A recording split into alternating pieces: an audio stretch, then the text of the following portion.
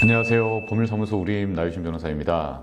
얼마 전 저희 의뢰인 중 한 분이 갑자기 연락이 오셔서 아들이 통매음죄로 고소를 당할 위기에 있다고 하시더라고요. 합의를 먼저 해야 할지, 상대방이 고소를 하면 어떻게 대응해야 할지 하루하루 이제 피가 마른다고 연락이 왔어요.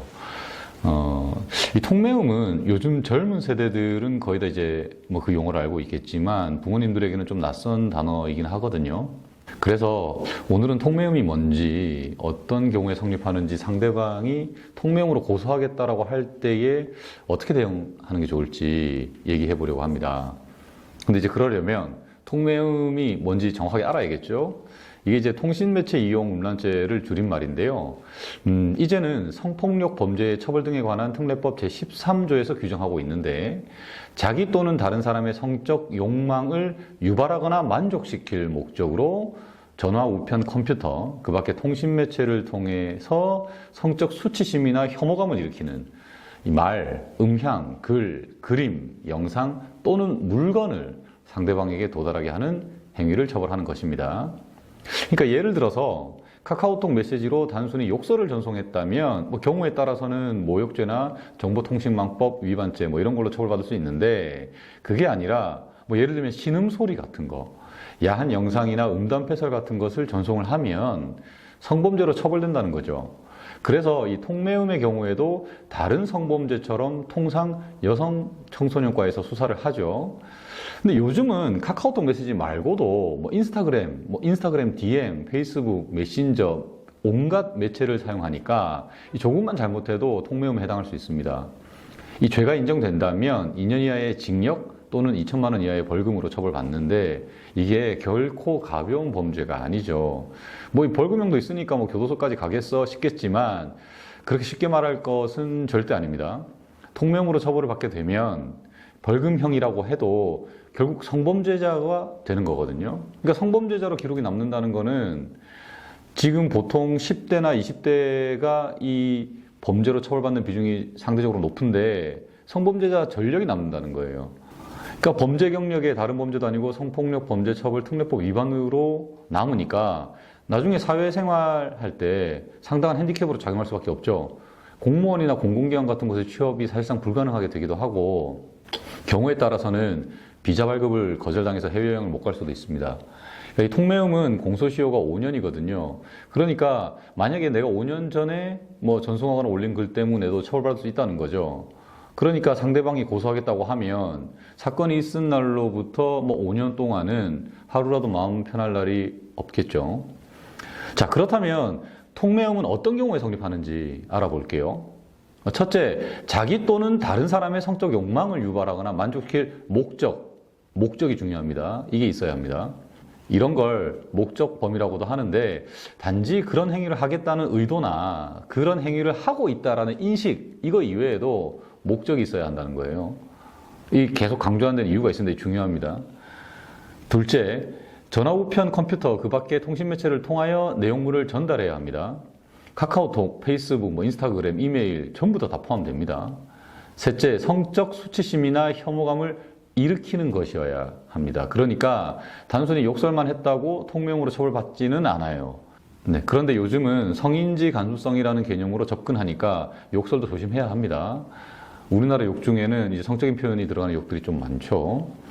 넷째, 말, 음향, 글, 그림, 영상 또는 물건을 전달해야 됩니다. 여기서 쉽게 간과하는 게 음향이에요. 아까 신음소리 말씀드렸는데 성관계를 녹음한 소리 같은 것을 보내는 경우도 있거든요.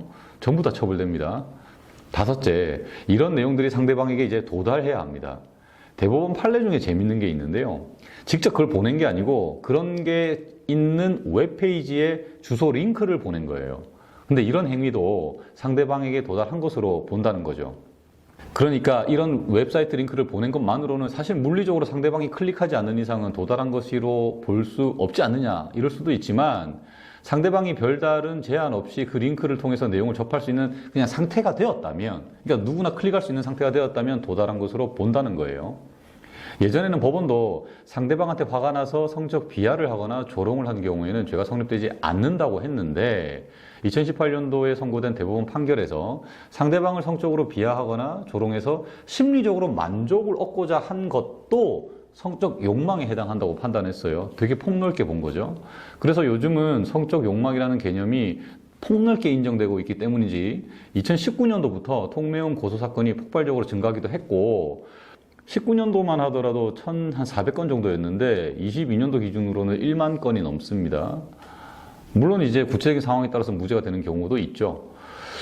근데 이제 2021년도에 소위 겜매음이라는, 그러니까 개인 매체 음란이 무죄가 된 사례가 있어요. 그러니까 리그 오브 레전드라는 게임을 하면서 채팅으로 상대방 부모님의 성기를 비하하는 식으로 욕하고 조롱한 사건이 있었는데요. 1심 법원은 유죄로 봤지만 2심에서는 무죄를 선고했어요. 그러니까 게임에서 우연히 만난 사이에 피해자가 게임을 잘 못하니까 그걸 두고 질책하기 위해서 성적 욕설을 했다. 이 경위에 주목을 해가지고 이거는 성적 욕망을 얻기 위한 행위, 목적이 없다라고 본 거죠. 그래서 만일 자녀분들이 게임이나 인터넷상에서 상대방에 대한 정보가 없는 상태에서 욕설을 한 경우라면 통매형으로 처벌받을 가능성이 상대적으로 낮아졌다고 말씀드릴 수는 있겠는데 미리 아이들한테는 좀 주의를 해줘야겠죠. 거기다가 최근에는 통매형으로 고소하겠다고 협박하면서 합의금을 뜯어내는 이른바 통매형 헌터도 생겨났는데요. 상대방에게 욕설을 좀 유도하는 거예요. 그럼 이제 성적인 욕설이 나올 수가 있잖아요. 그러면 그 부분을 캡처해가지고 고소하는 경우가 있다는 거예요. 그러면 일단 그런 욕설을 안 하도록 하는 것이 제일 좋지만 만일 쌍방 욕설을 한 것으로 볼 수 있다면 그런 사정을 수사기관에 잘 설명을 해야겠죠. 전후 맥락도 조사해달라고 요구해야 하고요. 마지막으로 드리고 싶은 말씀은 이 고소를 하겠다는 말을 들었다고 해도 실제로 고소까지 가는 확률은 좀 그다지 높지는 않은 것 같다는 거예요. 고소할 사람은 뭐 고소를 먼저 합니다. 고소하겠다고 예고하는 경우는 좀 드물어요. 대부분은 합의금 봐달라는 목적으로 고소하겠다라고 협박을 하는 거죠. 그래서 만약에 쌍방 욕설을 한 경우라거나 뭔가 좀 유도된 거라고 하면 물론 이제 그 상황에서 캡처를 미리 해두기는 좀 어려울 수는 있지만 그런 자료들을 확보를 할 수 있으면 하는 게 좋고요. 일단은 게임하는 도중에는 상대방 도발이 안 넘어가는 게 최선입니다. 그리고 경찰로부터 고소당했다는 연락을 받으셨다면 일단 고소장을 공개해달라고 정보공개 청구를 하셔서 무슨 내용인지 꼭 파악하시고 그리고 그 당시의 대화의 전후 맥락을 환기를 해가지고 잘 정리해 두시기 바랍니다. 그럼에도 신경이 쓰이고 겁이 난다면 이 변호사 상담을 받아보시는 게 가장 좋은데요. 사실은 상담 비용이 많아야 뭐 10만 원 정도일 건데 합의금은 뭐 수백 수천만 원이 들 수도 있으니까요. 요거는 잘 상담 받아보시길 바랍니다. 지금까지 법률사무소 우림의 나유진 변호사였습니다. 감사합니다.